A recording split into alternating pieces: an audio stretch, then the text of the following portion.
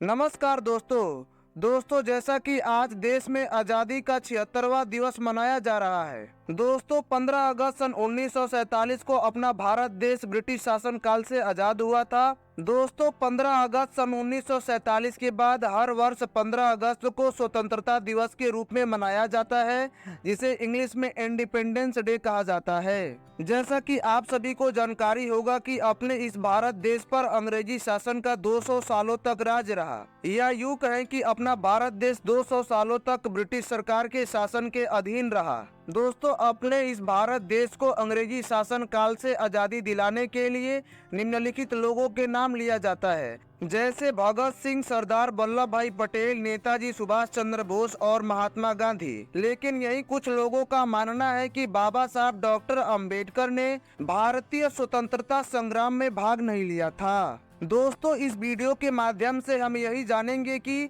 क्या बाबा साहब डॉक्टर अंबेडकर का देश को आजाद कराने में कोई योगदान नहीं है। आखिर ऐसा लोग क्यों कहते हैं, यह कितना सच है और कितना झूठ। दोस्तों इस वीडियो को आप अंत तक जरूर देखिएगा, तभी जाकर के आपको पूरी बात समझ में आएगी। भारत में अधिकतर महान शख्सियतों के बारे में लोग दो खेमों में बटे नजर आते हैं। एक वर्ग उनकी अच्छाई को गिनाता है तो दूसरा वर्ग उन पर उंगली उठाता है। डॉक्टर बाबा साहब अंबेडकर भी इससे छूटे नहीं रहे। एक तरफ उन्हें संविधान निर्माता और महिलाओं, दलितों, शोषित वंचित समाज के उद्धारक बताया जाते हैं, और दूसरी ओर कुछ लोग यह कहते हैं कि डॉक्टर अंबेडकर स्वतंत्रता संग्राम में हिस्सा नहीं लिए थे। यह बात कहकर उन पर निशाना भी साधते हैं। डॉक्टर अंबेडकर के आलोचक यह दावा करते हैं कि वह अंग्रेजों के साथ थे और वह देश को आजाद कराने में हिस्सा भी नहीं लिए थे।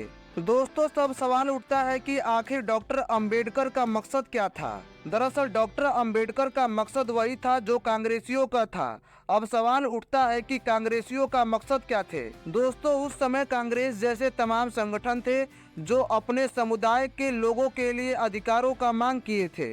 इस ऐतिहासिक क्रम पर नजर डाले तो पता चलता है कि डॉक्टर अंबेडकर की मांग भी ऐसी ही थी। वह पहले अपने समुदाय की भलाई चाहते थे। उनका मानना था कि अगर किसी व्यक्ति को समाज में सिर उठाकर चलने का अधिकार नहीं है तो उसके लिए देश की आज़ादी का कोई मायने नहीं। इसलिए वह समाज के पिछड़े तबकों के लोगों की हिस्सेदारी चाहते थे, जिन्हें जातीय व्यवस्था ने ऐसे कामों तक सीमित कर रखा था जो सम्मान के नज़र से नहीं देखे जाते थे। बाबा साहब डॉक्टर अंबेडकर दलितों की दुर्दशा के लिए हिंदू धर्म की ऊंच नीच वाली व्यवस्था को जिम्मेदार मानते थे। उनका कहना था कि हिंदू धर्म मनुस्मृति के हिसाब से चलता है, जो ऊंच नीच, जात पात, छुआछूत जैसी कुरीतियों से भरा पड़ा है। स्वतंत्रता आंदोलन के समय में भी सत्ता और जमीन जायदाद में दलितों की हिस्सेदारी ना के बराबर रही।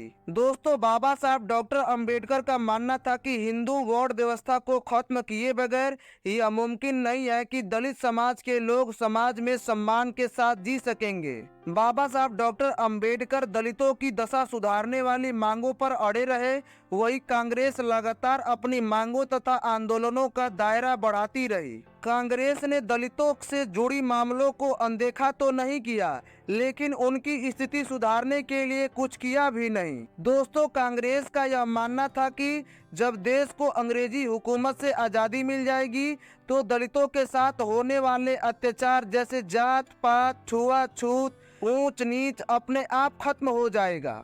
लेकिन वही डॉक्टर अंबेडकर का कहना था कि छुआछूत, ऊंच नीच अंग्रेजों की देन नहीं है जो उनके चले जाने से खत्म हो जाएगी।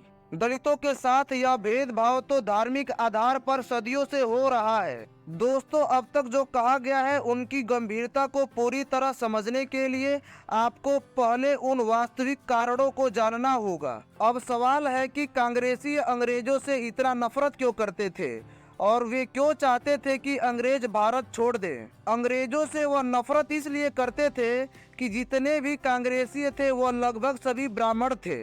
ब्राह्मणों के द्वारा बनाई गई मनुस्मृति कानून जो वर्षों से चली आ रही थी, अब वह अंग्रेजी शासन काल में समाप्त हो रहे थे। दोस्तों, इसके पहले कभी भी ब्राह्मणों ने किसी अन्य विदेशी शासकों के विरुद्ध इतना उग्र विरोध नहीं किया। आखिरकार सवाल उठता है कि इतना उग्र तरीके से अंग्रेजों का विरोध इन्होंने क्यों किया। इन्होंने अंग्रेजों का विरोध इसलिए किया कि इनके द्वारा बनाई गई रूढ़िवादी व्यवस्था को अंग्रेज अच्छी तरह से समझ गए थे और अंग्रेज खुद इनकी बनाई गई व्यवस्था को खत्म कर रहे थे, जो ये नहीं चाहते थे।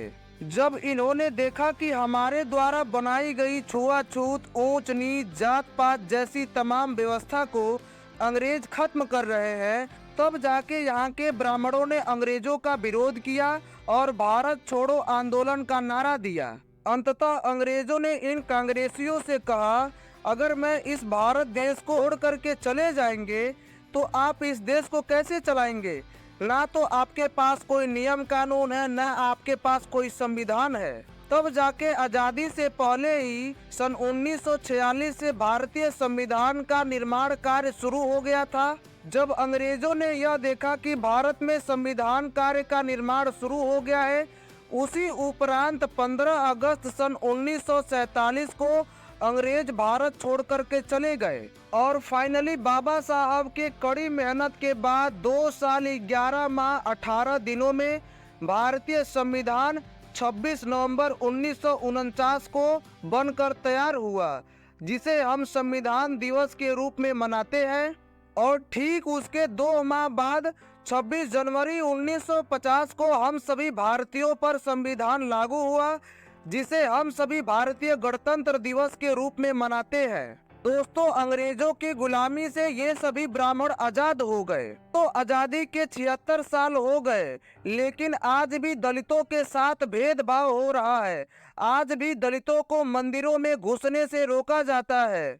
दोस्तों, देश अंग्रेजों के गुलामी से आजाद तो हो गया, लेकिन आज भी समाज के दबे कुचले दलित समाज के लोग इन ब्राह्मणों के द्वारा बनाई गई वर्ण व्यवस्थाओं के गुलाम हैं। शायद यही वजह थी कि डॉक्टर अंबेडकर को लगता था कि दलितों को उनका हक दिलाना संपूर्ण आजादी से ज्यादा जरूरी है। दोस्तों, वीडियो कैसा लगा कमेंट बॉक्स में जरूर कमेंट कीजिए। वीडियो को लाइक कीजिए। चैनल पर पहली बार विजिट कर रहे हैं तो चैनल को सब्सक्राइब कीजिए। धन्यवाद।